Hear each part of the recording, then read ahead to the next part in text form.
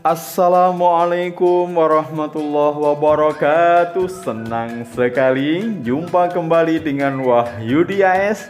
Kali ini kita akan lanjutkan belajar kita berkenaan dengan menentukan KPK atau kelipatan persekutuan kecil dan FPB atau faktor persekutuan terbesar. Sebagai kelanjutan dari video pertama berkenaan dengan operasi hitung bilangan bulat yang telah menyajikan berkenaan dengan sifat-sifat operasi pada bilangan bulat. Oke, jangan lupa like, share, subscribe, dan bunyikan loncengnya. Silahkan bisa dibagi ke teman yang lain, berbagi tidak akan pernah rugi. File PPT bisa diunduh yang telah disiapkan pada kolom deskripsi pada video ini. Mudah-mudahan bisa membantu dan bermanfaat. Oke, senang sekali membersamai kalian dalam belajar. Tetap semangat, matematik is very easy. Oke, pada operasi hitung bilangan bulat yang bagian yang kedua ini, kita akan menyajikan berkenaan dengan kelipatan persekutuan terkecil atau KPK dan faktor persekutuan terbesar atau FPB. Sebelumnya kita akan review mengenai bilangan prima ya, karena ini cukup penting yang kita pakai untuk menentukan KPK dan FPB. Masih ingat bilangan prima? Ya, tentu masih ingat ya. Bilangan prima adalah bilangan yang memiliki tepat dua faktor ya, yaitu bilangan satu dan bilangan itu sendiri. Sekali lagi, bilangan prima adalah bilangan yang memiliki tepat dua faktor. Tidak boleh kurang, tidak boleh lebih. Contoh bilangan prima misalkan 2. Dikatakan bilangan prima karena 2 itu faktornya 1 dan 2, tidak ada yang lain. 3 faktornya 1 dan 3. 11 bilangan prima ya, faktornya 1 dan 11. Yang bukan bilangan prima misalkan 1 bukan bilangan prima karena faktornya hanya 1, yaitu 1 itu sendiri. Nah, ini berarti tidak sampai 2 faktornya ya. 4 bukan bilangan prima karena faktornya 1, 2, 4. 10 bukan bilangan prima karena faktornya 1, 2, 5, 10. Jadi faktor dari bilangan prima itu tepat 2, yaitu 1 dan bilangan itu sendiri. Sekarang kalau saya punya bilangan dari 1 sampai 100, mana yang merupakan bilangan prima? Ayo kita cek satu persatu ya. Mulai dari yang paling kecil yaitu 2, 3, 7, 5 ya. 2, 3, 5, 7, 11, 13, 17, 19, ya 23, 29, 31, 37, 41, 43, 47, 53, 59, 61, 67, 71, 73, 79, 83, 89 dan 97. Jadi ada, kalau dihitung ada 25 bilangan prima antara 1 sampai 100, dan satu-satunya bilangan prima yang genap adalah 2 ya, yang lain ganjil ya. Oke. Ya, sekarang kita coba faktor itu apa ya. Masih ingat faktor tadi kita sampaikan, oh bilangan prima memiliki 2 faktor. Nah, yang dimaksud dengan faktor apa? Ya, jadi yang dimaksud dengan faktor itu adalah bilangan yang membagi habis suatu bilangan tertentu ya. Membagi habis misalkan 10 dibagi 5, maka habis ya, dapatnya 2, tidak bersisa. Tapi kalau 11 dibagi 5 itu tidak habis karena dapatnya 2, masih bersisa 1. Nah, berarti kalau faktor itu habis dibagi. Oke, contohnya misalkan kita diminta menentukan faktor dari 30 ya, berarti kita identifikasi dari yang paling mudah ya, 1 kali 30 ya. Jadi 30 dibagi 1 itu dapatnya 30 habis ya, atau sebaliknya. Kemudian 2, 15, 30 bagi 2 dapat 15, 30 dibagi 3 dapat 10, 5 dibagi 30 dibagi 5 dapat 6, atau sebaliknya. Jadi faktor dari 30 1, 2, 3, 5, 6, 10, 15, 30. Jadi bilangan-bilangan itu akan membagi habis bilangan 30 ya. Sementara kalau faktor prima berarti ya bilangan prima yang membagi habis suatu bilangan tertentu. Jadi kalau faktor prima dari 30 ya dari faktor-faktor itu yang merupakan bilangan prima yang mana?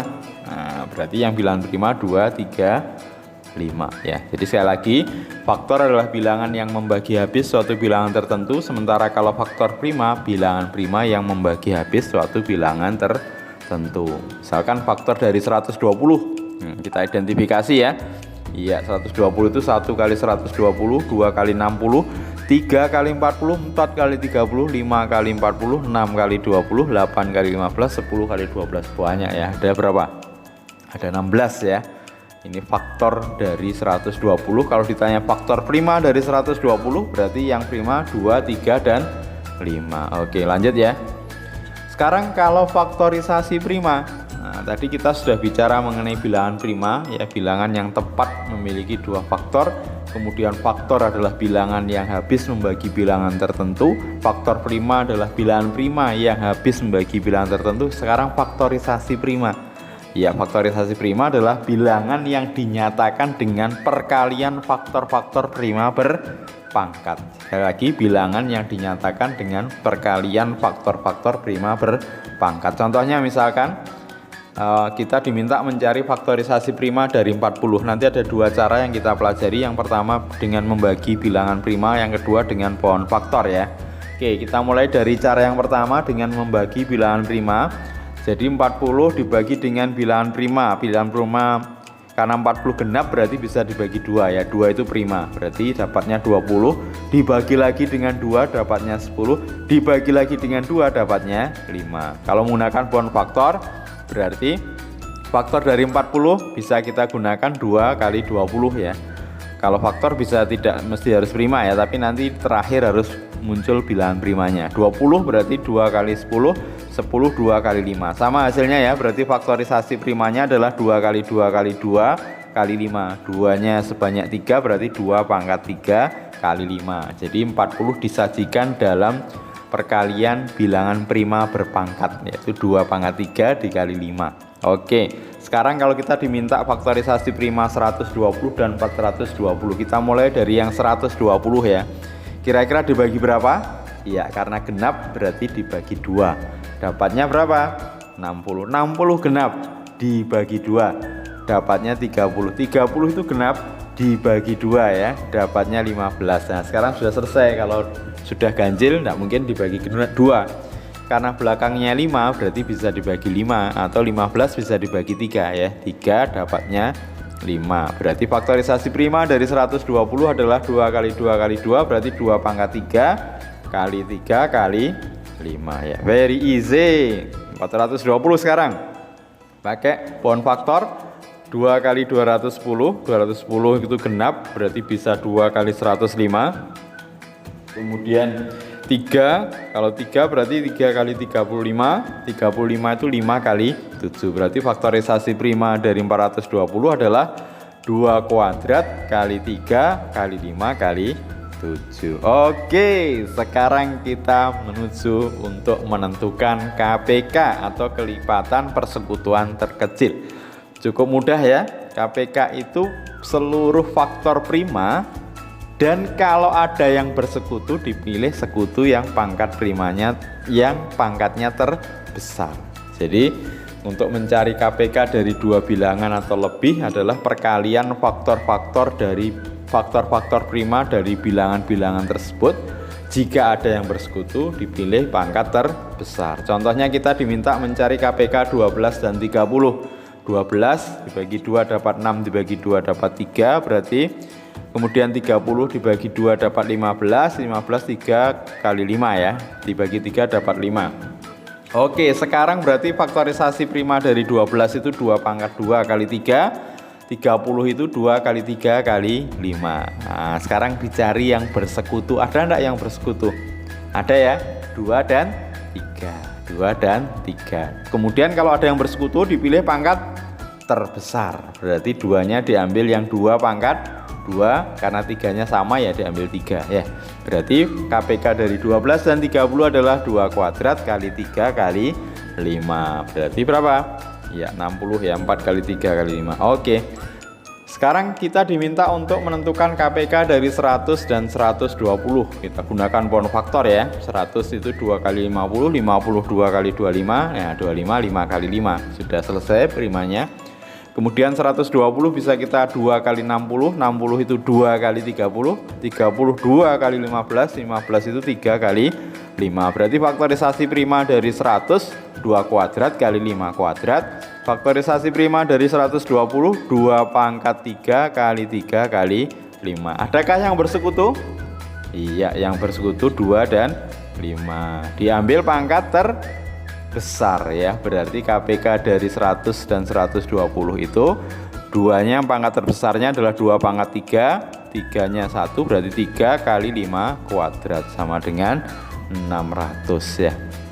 Oke, sekarang menentukan faktor persekutuan terbesar atau FPB.